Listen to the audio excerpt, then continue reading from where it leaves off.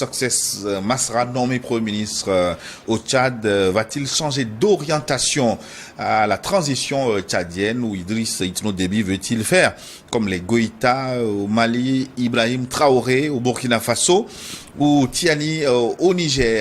Vous le savez, la nouvelle est tombée en début d'année au Tchad. Success Masra est nommé Premier ministre. Est-ce que c'est une trahison ou une autre façon de refaire la lutte, comme il l'a dit Mamadou Diouf? En fait, on peut l'interpréter à partir de différentes positions.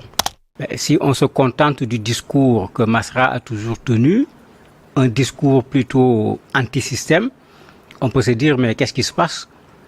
Puisque on n'a rien vu, ni dans les accords politiques dont il parle, ni au niveau du Tchad, ni même actuellement au niveau du gouvernement, parce que quand il parlait à l'époque, le gouvernement n'était pas encore formé. On n'a pas vu objectivement quelque chose qui permet de dire voilà ce qui va changer. Alors que d'habitude, quand un opposant rentre dans un gouvernement, il n'y a pas 50 façons de le faire. Soit il décide de s'aligner sur le gouvernement, c'est-à-dire il change carrément de bord, soit c'est un opposant qui tient tête au pouvoir. Le pouvoir veut de l'apaisement, on élargit le gouvernement, on le fait rentrer. Soit on est dans une situation où il y a des difficultés sur le plan politique, on fait ce qu'on appelle le GUNT habituellement, un gouvernement d'union nationale de transition, où il ne s'agit pas d'intégrer des individus seulement, mais il s'agit de dire, on est dans telle difficulté, voilà vers quelle direction nous allons aller, voilà les hommes avec qui on va le faire. Mais quand on regarde ce qui se passe pour le moment, Masra a intérêt à s'expliquer, puisque on ne voit pas encore clair, il vient d'arriver, c'est vrai, mais moi, du point de vue discours, pour le moment, il ne m'a pas convaincu, parce que quand il dit il n'y aura plus le mot impossible dans son vocabulaire, quand il vote oui pour une constitution, alors qu'il a fortement contesté le contenu de cette constitution, on se pose des questions, qu'est-ce qu'il vient faire dans ce gouvernement?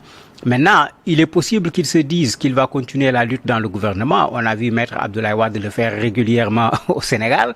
De temps en temps, quand ça chauffait, il rentrait dans le gouvernement. Mais objectivement, il n'a jamais eu à avoir aucun impact sur le gouvernement. D'ailleurs, il était toujours ministre d'État sans portefeuille. On faisait rentrer 2 ou 3 parmi ses partisans, mais ça n'a jamais changé l'orientation, la marche du gouvernement du Sénégal.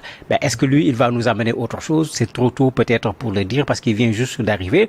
Mais en regardant le gouvernement, lui qui arrive avec pratiquement 3 de ses partisans, pas sur des portefeuilles extrêmement importants, c'est pas évident qu'il puisse vraiment, sur quelques mois en plus, parce qu'il n'est pas là pour 2 ans, il est là pour d'ici octobre 2024. Parce que les élections vont présidentielles avoir lieu entre mai et octobre 2024. Oui, on se pose la question, est-ce qu'il va pouvoir véritablement changer grand-chose?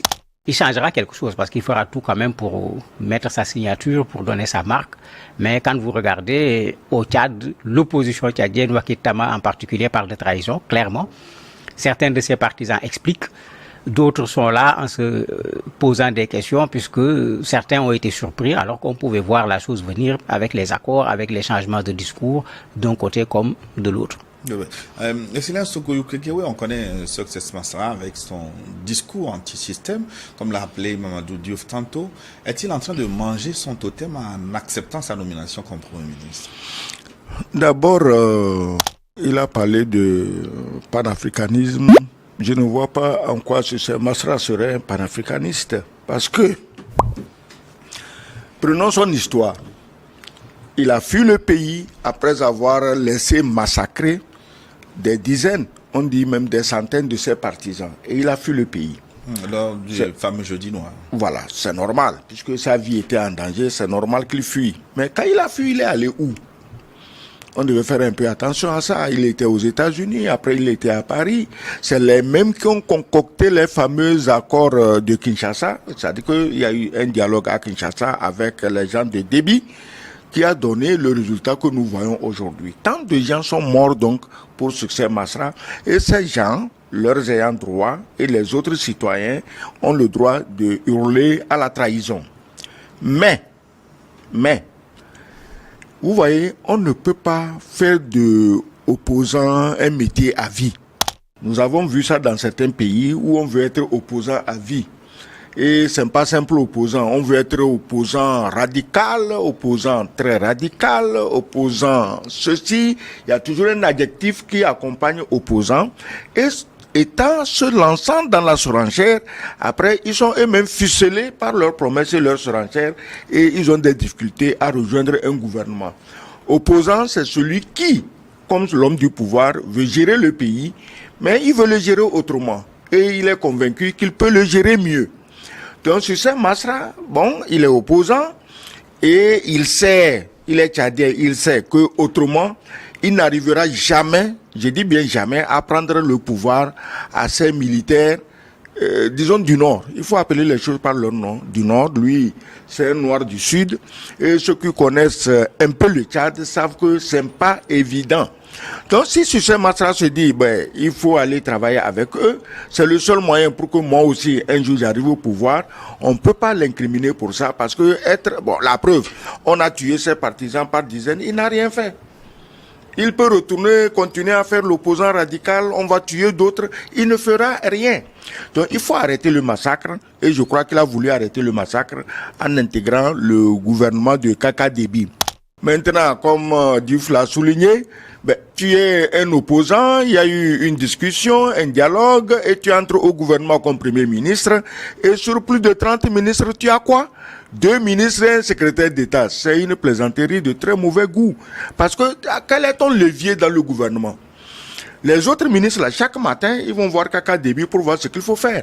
Si tu donnes un ordre à un de ces ministres, il appelle Kaka Déby pour voir est-ce que je dois exécuter. Donc, je crois que c'est mal parti. S'il avait au moins 5 à 10 ministres et à des postes clés, on dira, il va les utiliser pour peser sur la vie politique du Tchad. Donc pour le moment, c'est difficile de cerner sa stratégie. On sait que c'est une affaire entre Américains et Français. Lui, il est un peu plus américain que français. Mais dire panafricanisme, s'il va faire comme les Traoré, les Goïta ou Tiani, c'est pas possible. Le Tchad est ceinturé de bases militaires françaises. La France a semé à la volée les bases militaires au Tchad. Oui, mais succès, cela